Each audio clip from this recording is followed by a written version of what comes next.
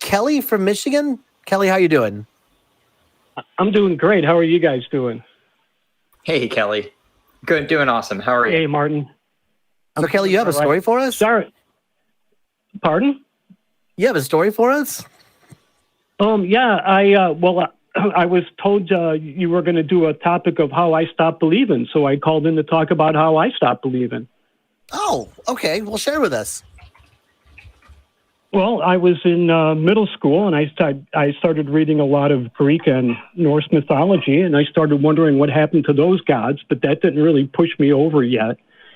And then one night, early in high school, I was watching that really old version of The Devil and Daniel Webster, and I thought, well, I could do this. I could get one over on the devil, so I could get all the stuff I wanted for the rest of my life. So I decided that was how that I was going to go ahead and sell my soul to the devil because I could get out of it later. I was smart enough.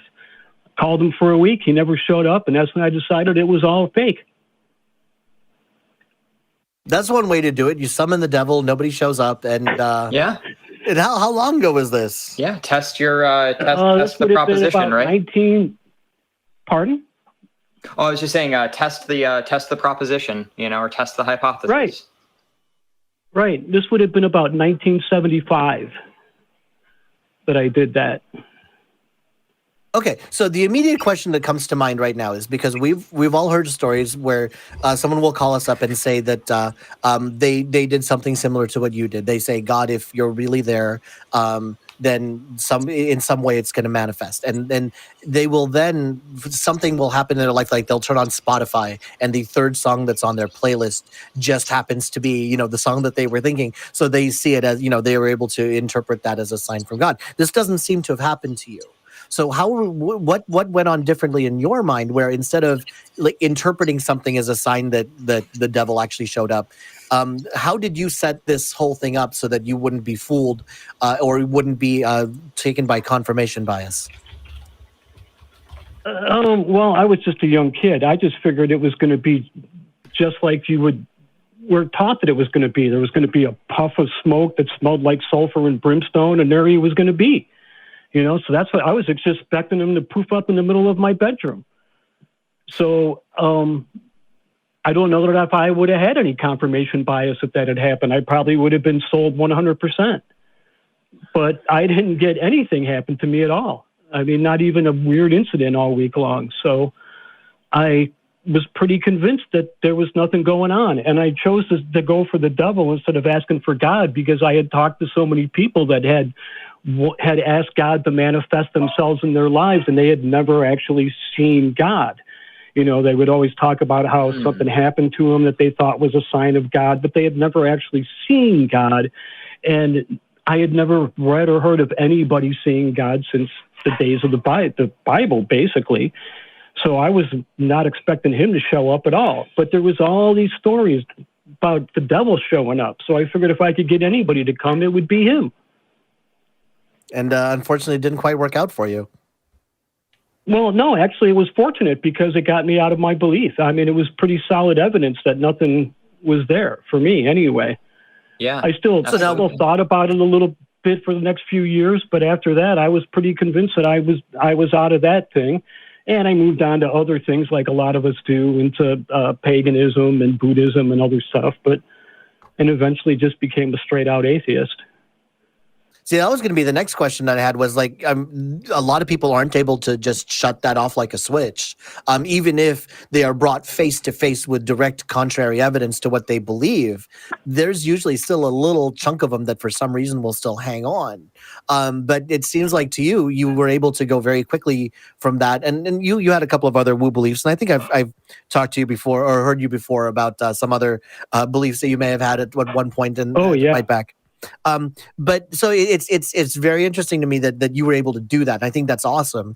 What advice would you have for other people who might be listening to this, who will be confronted with evidence that is contrary to what they believe, and there's just something that's keeping them hanging on?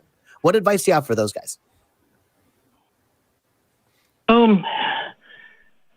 It's hard for me to say because it happened for me so quickly, but it was because I was able to challenge everything I believed in and approach that with an open mind thinking that what I totally believed in could be wrong.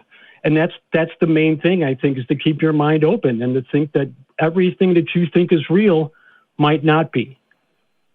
So if you can keep that open mind, I think you're in a lot better place.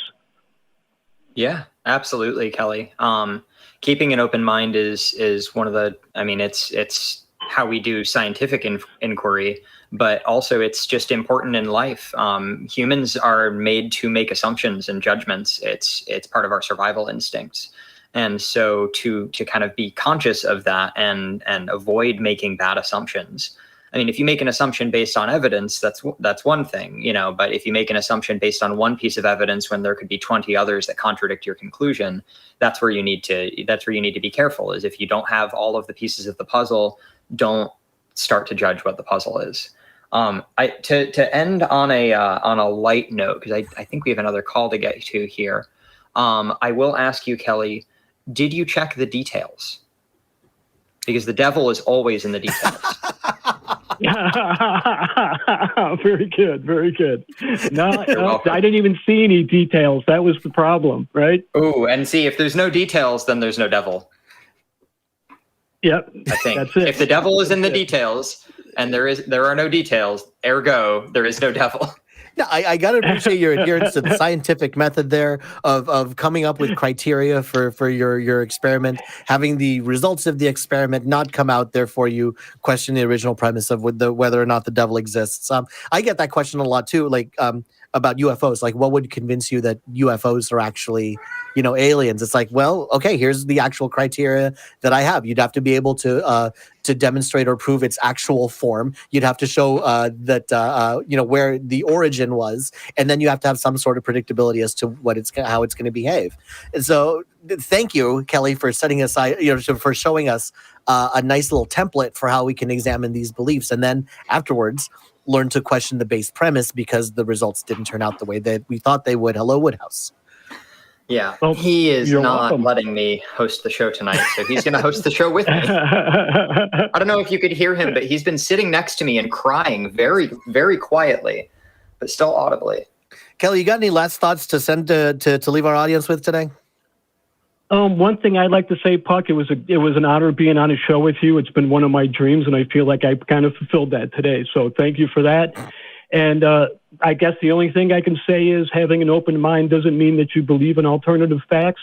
That just means you're following the shepherd with a smaller flock. Oh, well, Kelly, thank you very much for giving us a call tonight. Thank you so much, Kelly.